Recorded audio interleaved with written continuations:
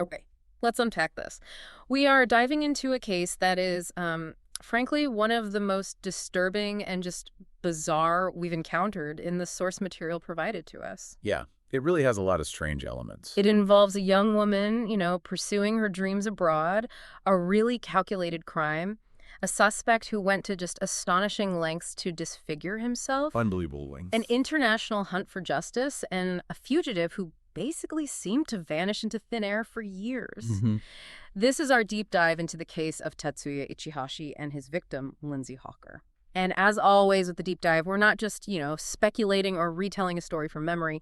We've pulled together a specific stack of sources articles, research that meticulously lay out the facts, the timeline, and the incredibly unsettling details of this case. Yeah, the material's quite detailed. Our mission today is to go through these sources together, not just report what they say, but really try to extract the most important nuggets of knowledge, understand the surprising twists, and just try to grasp what made this such a high-profile and utterly heartbreaking case. And what's immediately striking, I think, from reviewing these sources is how they present this chilling narrative that isn't just about a crime and an investigation, Right. It raises these really fundamental questions about human behavior, the capacity for both, like targeted malice and then this extreme desperation and evasion. And the challenges for law enforcement, too. Oh, absolutely. Yeah. Especially when someone is just determined to disappear completely off the grid like he was. So where do we begin with the story? The sources naturally start with Lindsay Hawker herself. Hmm. We learned she was from Coventry, England, born in 1984. She had what sounds like a really happy, stable childhood. Very academically gifted, too. Yeah, first-class honors in biology from the University of Leeds, right, in 2006. Exactly. And by all accounts in the material, she was just bright, incredibly nurturing, successful. But before jumping into her master's degree, she had this real hunger for adventure. Yeah, wanting to try something new. An appetite for trying something completely different. And that's what led her to decide to take a year out. And that decision, according to the sources, led her to sign up with Nova, which, at the time, was Japan's largest private English school. A big deal, right? Yeah, it was seen as a pretty prestigious place for English teachers coming from abroad. Lindsay secured a coveted spot there. She arrived in Tokyo in October 2006, got assigned to the Kaiwa district. The sources describe her quickly finding her feet, finding both comfort and excitement. That sounds like a great area, actually. Well-connected, near places like Akihabara Right, the electronics district. and Asakusa with the temples. Hmm. So much for her to explore, and the sources say she was really loving the experience. Eventually, she moved a bit further east to Chiba. This move, the sources say, was basically driven by wanting cheaper rent. Makes sense in Tokyo. Yeah. And she ended up living with two other teachers who became close friends. But despite really embracing her time abroad, the material emphasizes she was absolutely a home bird. Still very connected back home. Totally. Constant contact with her family, friends, her boyfriend back in England, through calls, texts, everything. Okay, now, let's jump forward about 6 months into her stay. This is March 2007. And this is where the story takes a really strange and unsettling turn. Right. Lindsay had finished work. She was at Chiba Station unlocking her bike. And the sources described this man approaching her from behind saying, you are my English teacher. This was wrong, right? She didn't know him. Exactly. She was immediately confused, didn't recognize him. Sure, he wasn't one of her students. She politely tried to brush him off, but he became persistent, started following her. Following her as she's trying to leave. Yeah, she got on her bike, trying to cycle away, but he kept pace. Yeah. The sources note he sped up, walking turned into jogging, then running. Wow. With the layout there in Chiba, it sounds like it was incredible. And the sources confirm this man who chased her all the way back to her home was Tatsuya Ichihashi. Right. And when he caught up, he had this proposal, which, despite the incredibly bizarre chase, seemed simple enough at first glance. Yeah. What was it? He asked if she'd be interested in English lessons, suggested they meet in a cafe, offered generous hourly pay. And Lindsay, probably sensing something wasn't right, or maybe just genuinely busy. Yeah, the sources suggest both could be true. She politely refused, said her schedule was full. Okay. He seemed to accept that, but then another strange request. He claimed he was thirsty after chasing her, asked if she'd give him a glass of water inside her apartment. Inside her apartment after chasing her. Yeah. The sources describe Lindsay hesitating. She was clearly uncomfortable, but she reluctantly agreed. Why would she do that? Well, the material suggests she saw it as an opportunity maybe for him to see she had roommates, and more importantly for her friends to see his face, like a safety precaution. Okay. Trying to manage a bad situation. And inside the apartment, while he was getting his drink, he apparently renewed the offer for lessons. Oh, he tried again. Yeah, and this time, the sources note, he specified the price. 3,500 yen, which was about $32 an hour back then. He really emphasized it would be strictly business. And the sources suggest this was an offer. Lindsay, well, likely felt she couldn't refuse despite the weirdness. Her job at Nova helped, sure, but extra cash is always welcome. Especially when you're living abroad. Exactly. Seemed like easy money. So she agreed to meet him at a coffee shop a few days later. And this interaction, agreeing after the chase and inside her home, is a crucial detail the sources highlight. How that moment of politeness was kind of exploited. Right. Tatsuya was reportedly very grateful, but before leaving, he did one more thing that the sources find particularly telling, almost creepy. What was that? He took out a pen and some scrap paper and quickly drew a sketch of Lindsay. A sketch? Of her. Yeah. And then he gave her the sketch with his name and phone number written on it. Just a bizarre calling card after chasing someone home. Wow. Okay, so who was this guy, Tatsuya Ichihashi, based on what the sources tell us? Well, at the time, he was 28 years old, born in Gifu, grew up in Ichikawa, Chiba, came from a seemingly successful and respectable family. His father was a medical doctor, his mother a dentist. So professional background. Yeah. And he'd initially aimed to follow his father into medicine, which is, a pretty common path in Japan. But he failed his entrance exams. Wow. Ended up getting a horticulture degree from Chiba University in 2005. Horticulture, okay. And after graduating. The sources state he didn't find work. He lived on a monthly allowance of 100,000 yen, about $920 from his parents. Just living off his parents at 28. Pretty much.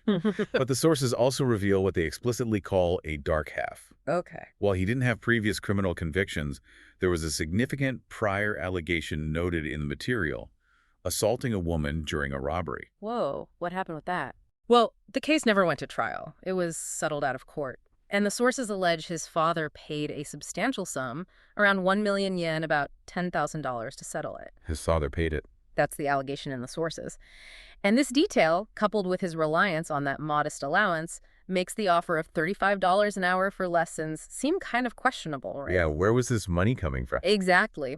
The sources describe him as a loner, reclusive, rebellious, with this obsession for physical fitness, hitting the gym, cycling over 25 kilometers daily, but no apparent intention of finding actual work. So this contrast between his family background and this alleged assault the loner lifestyle, it's a complex picture. Definitely a key insight from the sources. So the first lesson was set for Saturday, March 24th, 2007. They planned to meet at a local coffee shop, as agreed. Right. And the sources mentioned that CCTV footage actually captured them briefly conversing while waiting in line for drinks. Really? What did it show? Well, the footage, according to the material, showed Lindsay appearing relatively relaxed, but also noticeably taking clear steps back whenever Tatsuya moved too close to her. Maintaining distance. Yeah. They apparently sat and talked for just over an hour, and it seemed uneventful. Okay. But at the end of the lesson, the sources described Tatsuya awkwardly claiming he'd forgotten his money. Oh, come on. Really? Yeah. He told Lindsay not to worry. His apartment was only half a mile down the road, and she could just come by and get it there. And she went, after the chase, the sketch, everything. Well, the sources explain why she agreed, despite the obvious strangeness. She hadn't brought her bike that day, and she had work later, needed to get paid and get going. Okay. So she took a taxi to his apartment, and critically, she asked the taxi driver to wait for her. Ah, smart move. Yeah. Asking the driver to wait. Yeah, another safety measure. So, according to the source material, Lindsay entered the apartment with Tatsuya. But then, several minutes passed, and she didn't come back out. And the taxi driver. The sources say he thought it was a little odd, but figured maybe she'd changed her mind about needing the ride or something. Yeah. Eventually, he just left. And apparently, completely forgot about waiting for her. He forgot. Wow, that detail becomes hugely significant, doesn't it? It's absolutely devastatingly significant. And that's when the worry, initially maybe a low hum started mounting really rapidly. Yeah. Lindsay failed to show up for work later that afternoon, totally out of character for her. She didn't return to her apartment either. Her roommates must have been worried. Yeah, alerted by her absence at work, they reported her missing to the police that night. But the worry amplified drastically when it reached her family back in the UK. They were panicked by the sudden radio silence. Of course. The real alarm bells went off on Monday after she missed a second day of work. Her school contacted her parents, who immediately contacted the police again, pushing the investigation into high gear. Okay, so now it's serious. Right. The intensified police search efforts began at Lindsay's home. And the crucial breakthrough, the sheer stroke of luck described in the sources, came from her housemates. What do they have? They had the one key piece of evidence that sketch Lindsay had kept. The sketch he drew of her. Yeah, with Tatsuya's name written on it. Wow. Okay, that's huge. Massive. So based on that name, 2 officers were dispatched to Tatsuya's home around 5:40 p.m. They knocked, but got no answer. Okay. However, his neighbors were home, and in a really significant detail mentioned in the sources, kindly allowed the officers to look from their balcony into Tatsuya's living room. They could see inside. Yeah, no lights on, but they saw someone lurking inside. And here's the really strange part. They saw a detachable bathtub, the kind usually kept in the bathroom, had been moved out onto his balcony. The bathtub was on the balcony. Yeah. It's incredibly weird. Very weird. Yeah. And this prompted the 2 officers on a hunch that Lindsay might be inside, possibly being held against her will, to call for backup immediately. Good call. So how many officers came? Within the hour, 7 more officers arrived, bringing the total to 9 police officers surrounding the building. 9 officers, okay. The sources described the scene. 3 hours later, with 9 officers positioned, they were preparing to raid Tatsuya's home. Right. They're ready to go in. But then, in a moment, that became just a major point of scrutiny and frustration later. Tatsuya opened his front door, holding a rucksack. He just came out. And simply stormed past the line of police. What? Past 9 officers? How? Officers tried desperately to grab him, but they only managed to get hold of his rucksack. Tatsuya himself slipped right through their grasp. But how could that happen? The sources highlight a few things. The narrow, confusing hallways of the building might have contributed. And critically, the fact that the police officers lacked any radio equipment to coordinate their movements effectively. No radios in that situation. Apparently not. He just vanished into the night. Unbelievable. And the scene police discovered when they finally entered his apartment is horrific. Yeah. Just graphically detailed in the sources. What did they find? Lindsay Hawker's naked body was found buried in that detachable bathtub on the balcony. Oh my God. Buried in the tub. Yeah. The tub was filled with a mixture of sand and soil, almost completely covering her body. Only her right hand was visible emerging from the surface. That's horrifying. The sources detail she had been bound and gagged using plastic ties and scarves. Bruises were found across her upper body, clearly indicating she'd been subjected to a prolonged and violent assault. Just awful. And there were more disturbing details found throughout the apartment and in the tub itself. Her possessions were scattered, hinting at a struggle. A decomposing agent had been placed in the tub. To speed up decay. Presumably, yeah. And perhaps most chillingly, flower seeds were placed on top. Flower seeds, why? To disguise the bathtub as a flower bed. The sources grimly note the implication. The seeds would eventually feed off Lindsay's body. That is beyond disturbing. Just calculated evil. And there was one detail that really stands out in the sources for its sheer bizarreness. What's that? Tatsuya had shaved all of Lindsay's hair off her head. Shaved her head. Why? We don't know for sure. But adding to the strangeness, police also discovered several wigs in the apartment. Wigs. Yeah. This led to initial rumors, mentioned in the sources, that maybe he was a crossdresser and, disturbingly, that he could have killed her with the intention of using her hair as a wig. Good grief. While the motive for the haircutting was never definitively stated, it just adds this profoundly unsettling, bizarre layer to the whole crime. So the very next morning, Tatsuya Ichihashi was officially declared Japan's most wanted man. Right. Posters everywhere, news coverage. Exactly. Wanted posters with his face distributed everywhere, his image plastered across news outlets. Police conducted numerous raids based on possible sightings. But despite this massive effort, the sources describe him seemingly vanishing, like a ghost. Just go. Hardly any credible sightings were reported, those that were turned out to be dead ends. The frustration grew so high, the police even resorted to releasing photoshopped images of him wearing different wigs. Trying anything at that point. Yeah. Grasping at straws. Yeah. And this period of him being at large for years was just immensely painful and frustrating for Lindsay's family. You can only imagine. Oh, absolutely. The sources detail their relentless pain over their loss and also their growing feeling that the Japanese police investigation was becoming, well, lazy and ineffective. And here's where the sources highlight the extraordinary lengths Lindsay's parents went to. It's incredible. What do they do? Just months after her death, they traveled to Japan and essentially took it upon themselves to keep her story and the search for her killer in the public eye. They went over there themselves. Yeah. Her father, Bill Hawker, in a truly remarkable and maybe desperate move described in the sources, he even met with members of the Japanese mafia, the Yakuza, in a bar. Met with the Yakuza. Yeah. Seriously. Seriously. Reportedly gave them whiskey and, in a plea for help, asked them if they could use their network to find Ichihashi. Wow. That shows incredible desperation and determination. Isn't it? Meanwhile, the Japanese police faced intense scrutiny. From within Japan, internationally. Understandably. Questions were raised about that initial escape. How could 9 officers let one man slip away? There were also questions about perceived delays and questioning vital witnesses early on. And the wanted poster photo, too, right? Yeah, the decision to use an outdated photo for so long. Arguments reportedly arose between the police and the Hawker family. The case became a major focus for both British and Japanese media. A huge international incident. Absolutely. All the while, Tatsuya was still out there, incredibly. Right. The sources paint a picture of his life, constantly moving across vast stretches of Japan, from Aomori way up in the north down to Okinawa in the south. Just drifting around. And the sources reveal he sometimes lived on remote islands, literally hiding in abandoned concrete bunkers to avoid detection. In bunkers, just hiding out. Yeah. From 2008 through 2009, the sources place him in Osaka. He reportedly lived in internet cafes. Which is common for transient people in Japan, right? Yeah, cheap temporary shelter. And he worked on construction sites to earn money. Okay, so he was finding ways to get by. But he used that money, along with engaging in truly horrific acts of self-mutilation, specifically to change his appearance and avoid capture. This is one of the most shocking details from the sources. Self-mutilation? How? They describe him cutting off his own moles, using scissors to cut part of his lower lip, Oh my God. and even sewing a thread through his nose to alter its shape. He did that to himself. With scissors and thread. That's what the sources report.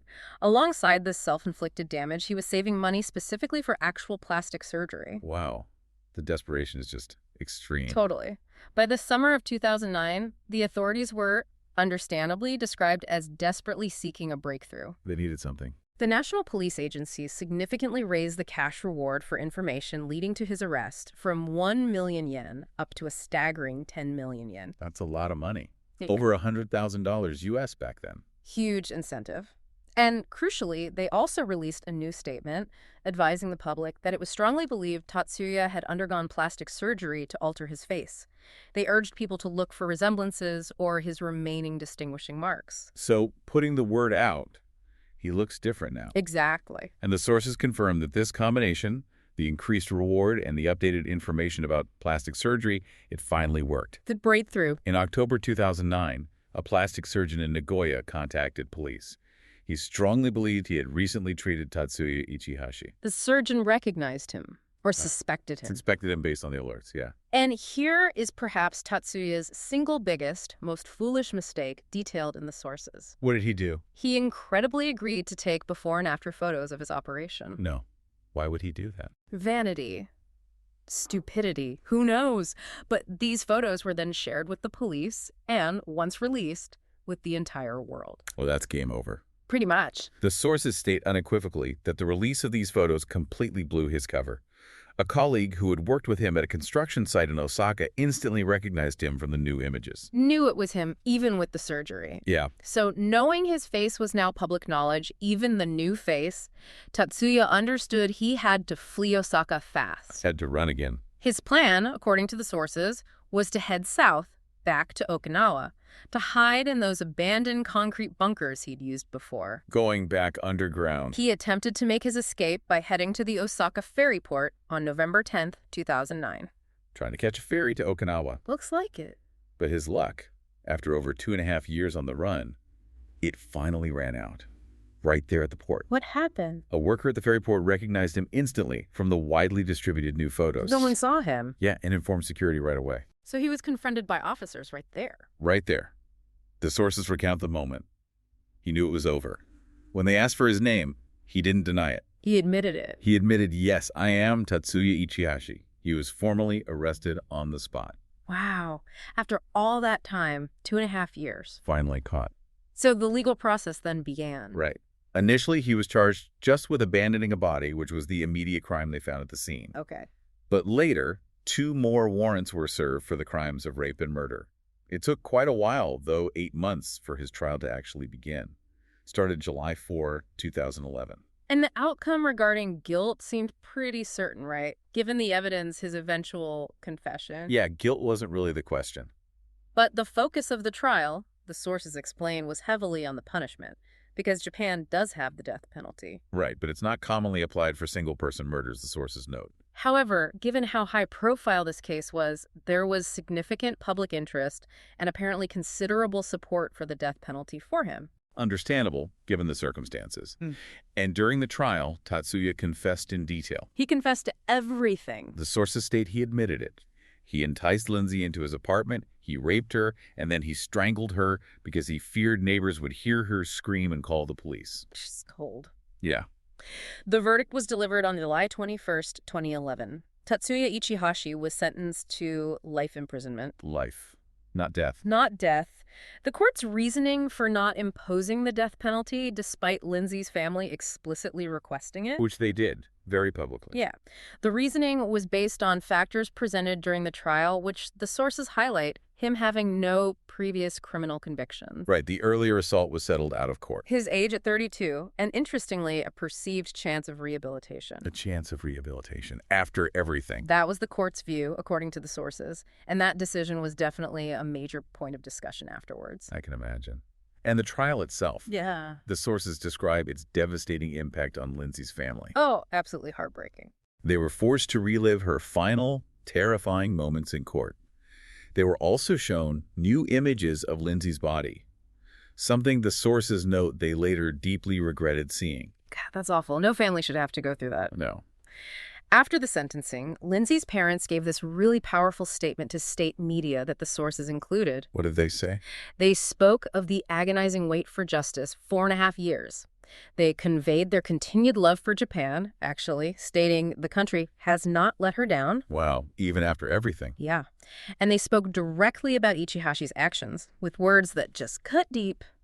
You have taken away a precious life, destroyed a whole existence, and stolen countless memories from us. Just devastating words. Yeah. Powerful. Yeah. And the public reaction to the verdict, the life sentence. Based on the sources, it was largely positive in Japan. Most people seemed to welcome the life sentence as a fitting outcome. Okay. And then, in a truly unexpected and, for many, I think, deeply unsettling move, before the trial even concluded, Tatsuya authored and published a book. He wrote a book while awaiting trial for murder. Yeah, titled Until I Was Arrested. In it, he provided a full confession to the murder and detailed his entire 2.5 years on the run, describing how he managed to avoid detection. He detailed his escape methods in a book. Everything. That's unbelievable, profiting off his crime. Well, the book was surprisingly successful, sold over 100,000 copies worldwide. And the sources note he offered to give all the royalties and profits from the book to Lindsay's family. He offered the money to her family. Yeah. But the family, understandably, rejected the offer completely. Of course they did. They saw it as this strange, almost perverse attempt at a good deed that could never, ever bring their daughter back. Yeah, blood money, essentially. How could they accept that? Exactly. The sources, in their summary of Lindsay's life and loss, they just reiterate that she was well-loved, successful, cheerful, irreplaceable. Just a bright young woman with her life ahead of her. Yeah. Having an incredible experience abroad, contributing positively by teaching. And tragically, her innate kindness, that willingness to help a stranger, even a strange one, Like giving him that glass of water. was used against her by what the sources rightly call a strange, heartless man. She is, the sources conclude, daily missed by her parents, her sisters, and all of her friends. Such a senseless loss. Okay, so we've really taken a deep dive into this case, following the threads laid out in these sources, from, a young woman pursuing her dreams, Yeah. to a truly disturbing crime, an unprecedented manhunt, marked by these incredibly bizarre details: the bathtub burial, the shaving of her hair, the self-mutilation, the book, and finally, this complex resolution in the Japanese courts. This deep dive, drawing on these sources, it really shows us several difficult but important things, I think. Yeah. It starkly highlights the vulnerability inherent in simply trying to navigate a new place, even for someone smart and capable. It shows the almost unbelievable lengths a person might go to evade consequences for their actions. His self-mutilation is just extreme. It really is. And it underscores the heavy, enduring toll such crimes take, not just on the immediate victims and their families, but on communities across borders, demanding years of relentless pursuit for justice. Yeah, there are so many facets to consider here. From that initial unsettling encounter that just screamed predatory calculation, to the years of evasion fueled by desperation and that bizarre physical transformation, and the family's just relentless pursuit of accountability. It's draining even to recount. It is. And the sources leave us with a significant point for reflection, especially in their description of the court's final decision. The life sentence versus death penalty reasoning. Exactly. They noted the court weighed factors like Tatsuya's age and, crucially, a perceived potential for rehabilitation against the horrifying nature of his actions and his extreme calculated efforts to evade capture. Which included disfiguring himself and then writing a book about it all. Right. So what does this case prompt you, the listener, to think about? How do societies weigh punishment against the potential for genuine change after someone has committed such horrific acts? Yeah. And how do we even measure true repentance, especially in the face of such extreme actions and calculated evasion, even that strange book offer? It's a complexity raised directly by the source material that is absolutely worth mulling over.